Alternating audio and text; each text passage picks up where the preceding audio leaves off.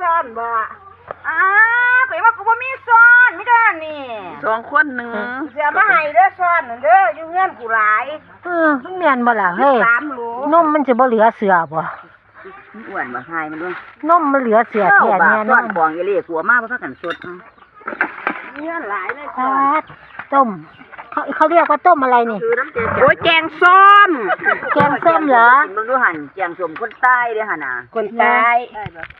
ป้าพ่อ เอ้า เพื่อปกคอใหญ่ไม่เห็นค่ะ เอานี้หน้าแก้วหั่นแม่ ก็มันสุกบ่ล่ะว่างนี่อันไหนเฮ็ดน่ะ มันสิบ่ยังสิบ่ มันเอาใส่บางหันเนี่ย นี่กินปลาหมึกนี่แล้วสิ สุกละมั้งตะโดนแล้ว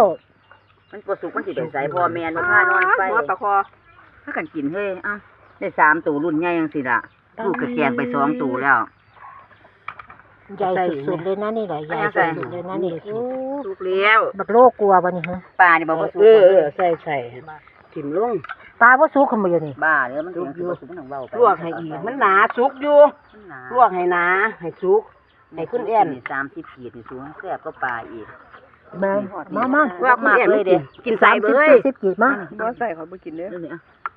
กินถ้ากันกินเท่ากินน้ำจิ้มหั่นลูกเน้นก็สิเอาบ่นี่ลวกนี่ลูกเน้นคนก็อื่นแต่มันเน้นมันก็ซึกแล้วก็ได้เนาะ อืม นาบวนมานี่เลย จะพาไปเล่นน้ำอีกแล้วไปไหม สละอีหน่อยๆไม่กินกับยายลูก กินถ้ากันกินเทลงอีกนี่เทลงหมดนี่ มันกินไปมึงหัน เทลงเลยโอ้ยเทลงมากินเนี่ย